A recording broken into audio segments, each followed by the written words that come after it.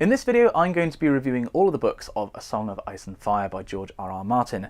There are going to be no spoilers in this video, and if you post a spoilery comment, it will be flagged and deleted. You have been warned. Let's keep this a nice spoiler-free place, please. Before I start this review, however, I want to talk to you about the next book club. So in this video, I'm talking about A Song of Ice and Fire, which I've obviously read before. I am currently reading SPQR by Mary Beard. Now, in 6 weeks' time, I'm going to be uploading the next book club. Ish, by the way, that's not a hard date. In about 6 weeks' time, I'm going to be uploading my video talking about SPQR, and I would love to have your opinion on what I'm talking about. So, you have 6 weeks. Go to your nearest bookshop or library, get yourself a copy and have a read. This is a book, just so you know, about basically like a history review of ancient Rome. And I've read the first chapter or so.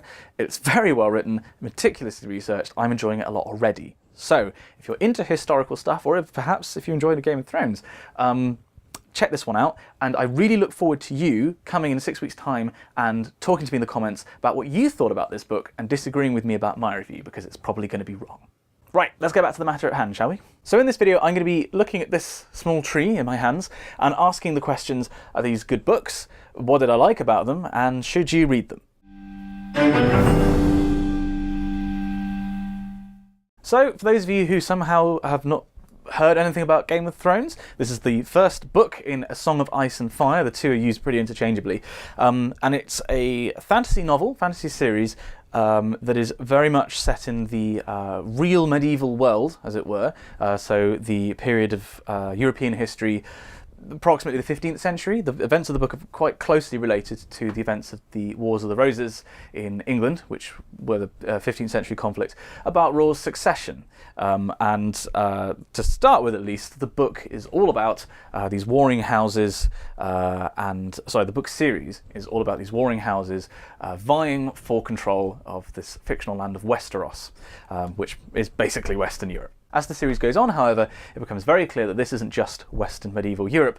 There is magic in the world, and as the series goes on, there is more and more magic. I almost dropped a really big spoiler then. This is going to be hard. Each chapter of each book is told from the perspective of a single character. Not first person, third person following a particular character. This particular chapter is about Arya Stark's perspective on events. And as you might expect from a series that spans over however many pages I put over here, it's a vast story, huge number of characters.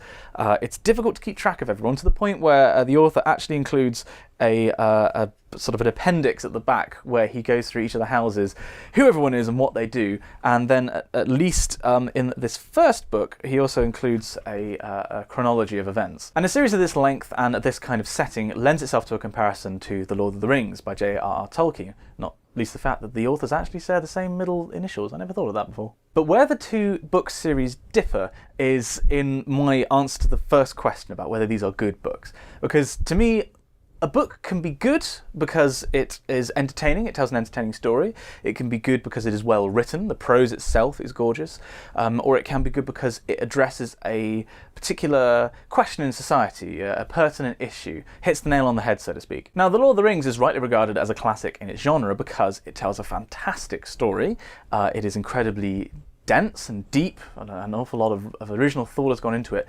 And for the style of prose that it is, I realise it's not everyone's cup of tea, The Lord of the Rings is fantastically written. A Game of Thrones, and the rest of The Song of Ice and Fire, on the other hand, tells a fantastic story. The events are constantly engaging. Because of the length, if nothing else, of the series, you get very invested in certain characters, and the characters are told in a very believable way. They're not one-dimensional, they have a lot of depth, especially some characters. Tyrion Lannister, who's a particular favourite character of mine, and basically everyone else who reads the books, has an awful lot of depth to him.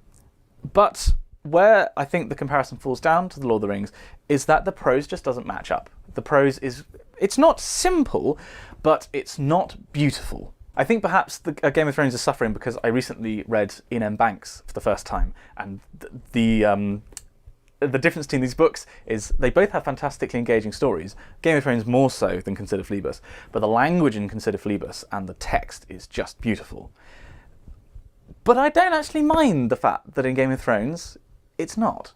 Despite the fact that the language isn't poetic, it's very functional. I actually do like the fact that George R. R. Martin, he does use the full range of the English language in that he uses a huge range of curse words. I'd be very interested to see actually how this has been translated into other languages, because some of the words in English are choice. And I know some people would say that he overuses them, but I like the fact that he makes the use of that spectrum, and he really uses the language to make you care about characters and make you hate other characters. Basically, the prose gets the story across, and the story is why you read these. And for clarity, I should point out, I've not actually watched the TV series. Other than season 1, I watched the adaptation of season 1, which is basically this book in 10 TV episodes. I'm waiting for my girlfriend to come back from a year abroad before I can watch the rest of it, because it's very much a couple thing that we do. But the story that's portrayed in these books is great. And that leads me on to the second question, which is what I enjoyed about A Song of Ice and Fire. The story evolves. This is kind of a self-contained book. There's an arc in the middle of the series, which is to do with various kings scrabbling. I can't say too much more without being a horrific spoiler. And then after that, there's, I guess you could class another arc which has to do with one queen of one of the kings going a bit mad.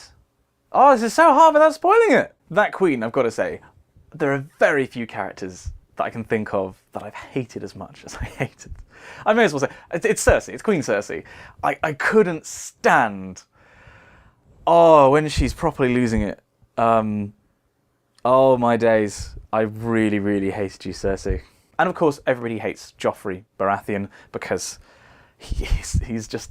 Oh no, I'm not going to swear in these videos, but I could use various curse words to describe him. Some characters that I do like, I'm a big fan of Tyrion, as I already mentioned. I'm, like my best friend John, we're both very big fans of Stannis the Manus, King Stannis Baratheon, who has probably the best fan name apart from possibly Jorah the Explorer, who I'm also a fan of. I'm quite a fan of blunt to the point characters.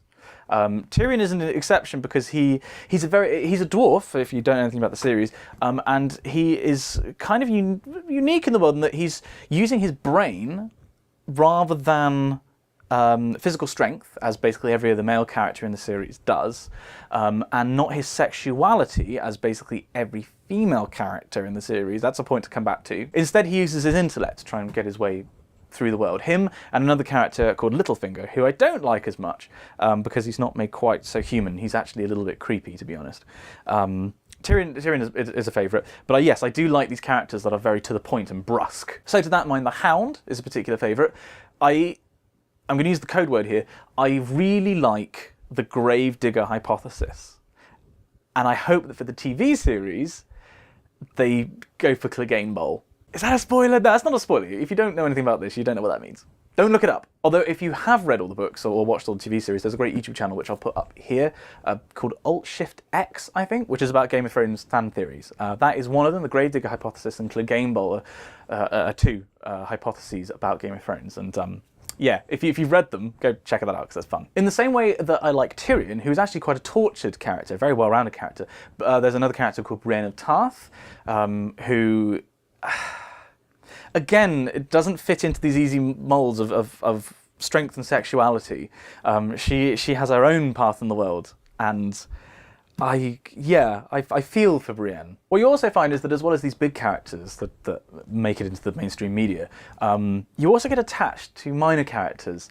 In particular, I can't actually remember his name, but there was a septon, a travelling septon, a priest in the world of Westeros, who goes on a huge rant to Brienne, actually, about war and how it destroys men.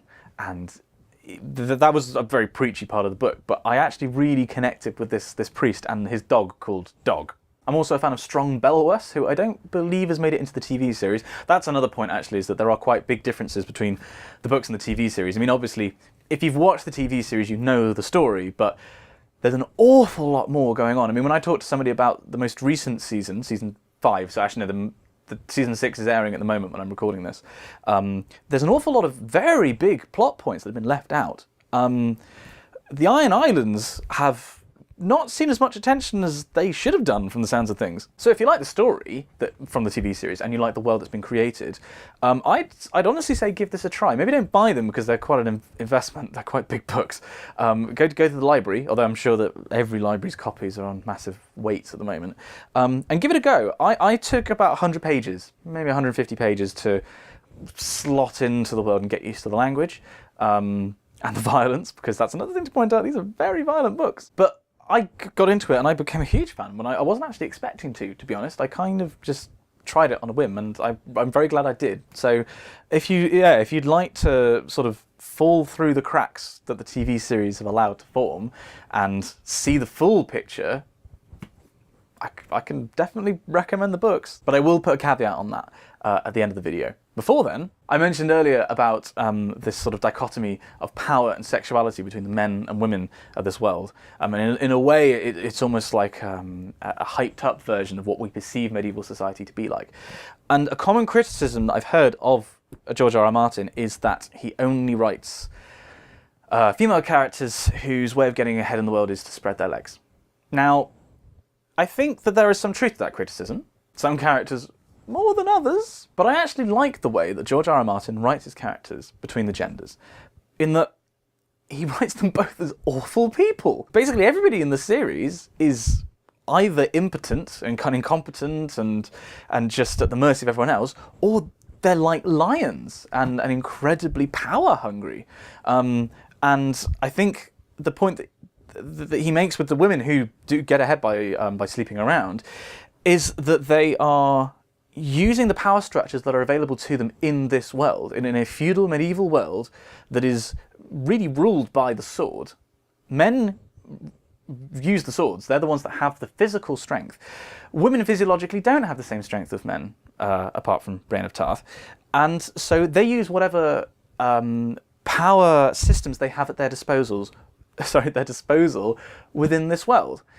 Now, I'm very glad that the world isn't the way that it is in Westeros, because it precludes the possibility of men using things other than their strength to get ahead in the world, with the exception of Tyrion, which is possibly why I like him so much, and the possibility of women getting ahead in the world because of their intellect or their ability to do things other than spawn heirs. But I think dismissing his portrayal of women as uniformly bad is a very simplistic way of viewing things. Possibly that is more the case in the TV series. Certainly from the book, the women that he describes are well-rounded characters, for the most part. Certainly the big name characters, people like Queen Cersei. You know, I think they are complex characters that aren't just defined by their sexuality but by their sex. Now, with that said, I should probably go back to the question of why maybe you shouldn't read these books. For one thing, you shouldn't read these books if you're squeamish or if you have a problem with violence, incest, child murder, a lot of rape, actually. God, when you put it like this, there is a lot of bad stuff in these things. And they were worried about Harry Potter? These are very much books for adults. Do not expect this to be like the next Harry Potter or His Dark Materials. They have very dark themes, an awful lot of very, especially in the last book, Dance of Dragons Part 2. One scene in particular with a character, I was going to name them, but that gives it away that they're alive. Really creeped me out. Really, really creeped me out. Quite apart from the themes that are, universal across the books. It's, not for kids, and also not one for people who are after a light read. These are books that I found I could go to bed and read a chapter or two, but that's because of the prose and how easy it is. You do have, however, to pay attention. You can't expect us to skim through and walk away and come back and just get on with it. There's very little hand-holding in terms of the series. George doesn't make it easy for you, really. So you have to be on the ball, and you have to devote a fair bit of your mind. But as a general yes, no, should I read these books or not? I'd say yes, with those pretty serious provisos before. I really enjoyed reading them. I cannot wait for the next one, The Winds of Winter. It's very close to the whole series being finished. Hopefully George R.R. Martin won't die on us, because he's got to finish The Winds of Winter and then a Dream of Spring, I think the last one's going to be called. There's only 2 books left. But the ride that you get taken on is just huge. and some of the moments, in particular, I'm just going to give a shout out to the end of Storm of Swords Part 2. There is a moment where you see one character's plans crystallize across the whole map, and it is just incredible. I was on holiday when I finished the book, and I was in France at the time, and I was seriously debating whether I could get Amazon Prime to deliver the next one in English to where I was staying, because I just needed to know what happened next. It is, yeah, as stories go, they're a brilliant story.